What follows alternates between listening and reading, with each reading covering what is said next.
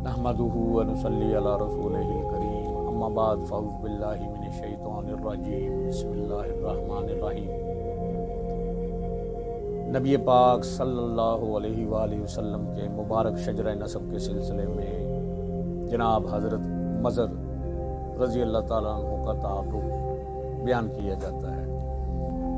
जनाब हज़रत नज़ार रज़ी अल्लाह ताला अन्हु के फ़र्जंद हज़रत मज़र रज़ी अल्लाह ताला अन्हु भी अपने बाप की तरह नहायत हसीन व जमील खूबसूरत थे।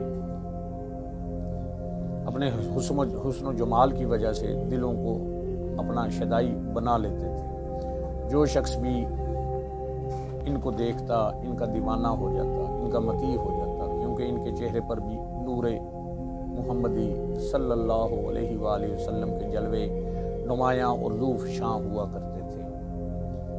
मज़र रज़ी अल्लाह ताला अन्हु नहायत अक्लमंद और दाना थे।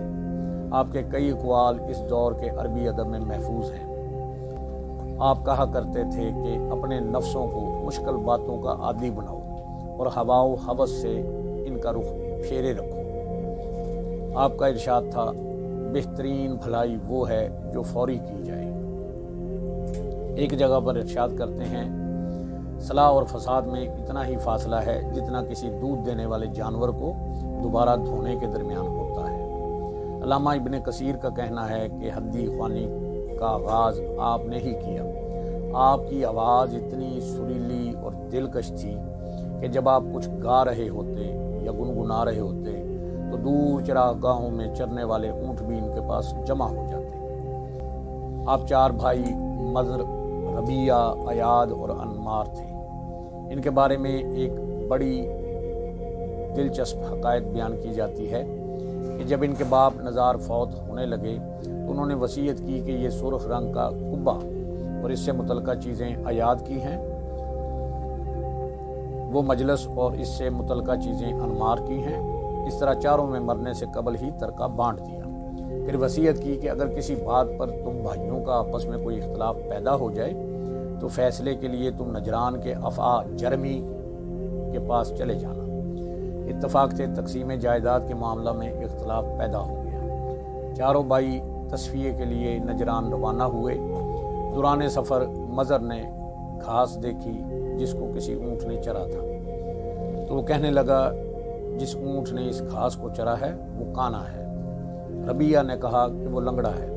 तीसरे भाई अयाद ने कहा कि वो दुम बरीदा है, यानी कि उसकी दुम कटी हुई है, दुम कटा है। और चौथे भाई अनमार ने कहा कि वो भागा हुआ लगता है। अभी वो थोड़ी दूर ही गए थे कि इन्हें एक शख्स मिला। उसने ऊँट का कजावा सर पर उठाया हुआ था। उसने इन चारों अशखास से पूछा कि उन्होंने कहीं कोई ऊँट तो नहीं देखा। मज़र ने कहा कि क्या वो काना है? उसने कहा हाँ। रबिया ने पूछा कि क्या तुम्हारा ऊँट लंगड़ा है? उसने कहा हाँ। और अयाद ने पूछा कि क्या वो दुम कटा है? उसने कहा हाँ। अब अनमार बोला कि क्या वो भागा हुआ है? उसने कहा हाँ। खुदारा मुझे बताओ कि मेरा ऊँट कहाँ है?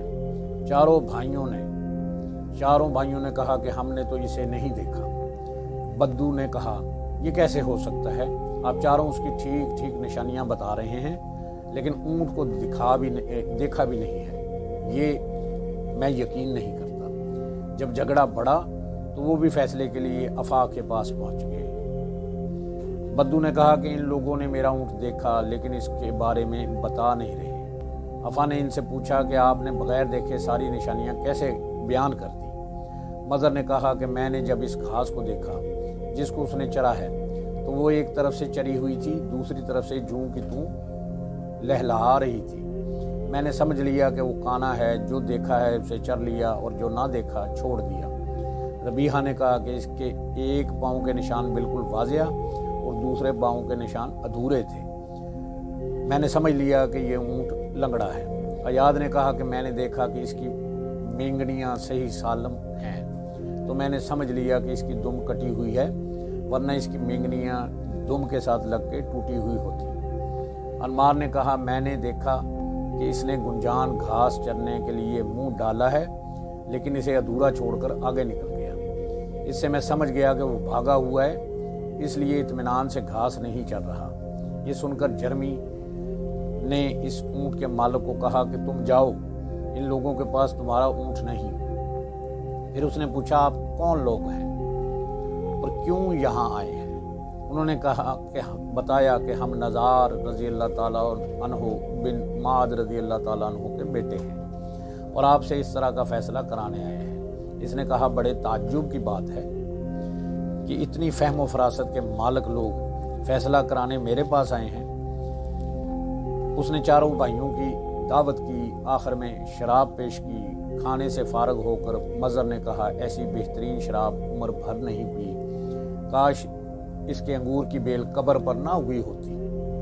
ربیع نے کہا کہ ایسا لذیذ گوشت آج تک نہیں کھایا، کاش اس بکری کی پرورش کتیا کے دودھ سے نہ کی گئی ہوتی۔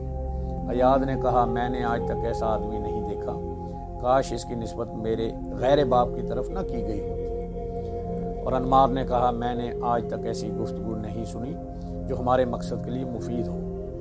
جرہمی نے ان کی باتیں سنی تو حیرت سے بت بن گیا اور اپنی ماں کے پاس گیا اور اپنے باپ کے بارے میں دریافت کیا۔